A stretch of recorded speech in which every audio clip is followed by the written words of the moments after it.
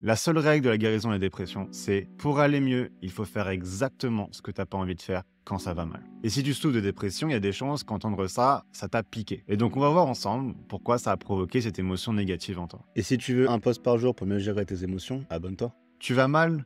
Arrête. Ça, c'est une réponse qui est ironique, qui est souvent donnée en réponse à des gens qui donnent des conseils pour guérir la dépression. Car ceux qui en souffrent ne se sentent pas compris. Car le principe de la maladie de dépression, c'est de ne pas vouloir ni pouvoir faire quoi que ce soit. Avoir un cerveau qui est incapable de juste te faire te lever de ton lit. Et ça, c'est un truc que tu peux comprendre seulement si tu l'as vécu.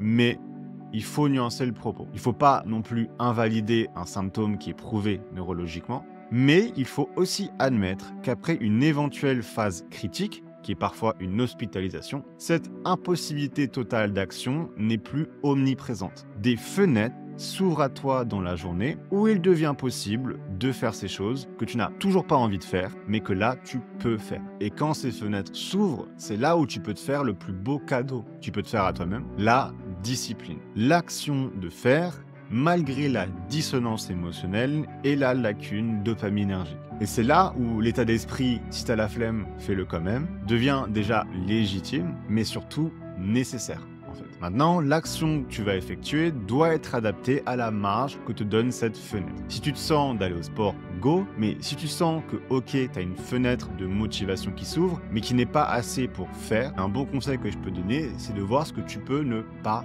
faire.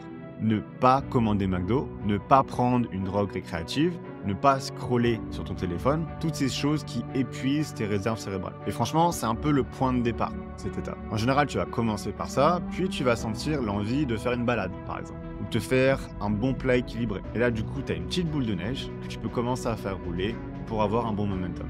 Et c'est ça tout l'enjeu pour aider les gens victimes de dépression. C'est de trouver un juste équilibre entre une sincère compréhension et une certaine fermeté bienveillante. Et j'espère que j'aurai réussi à faire ça pour toi aujourd'hui.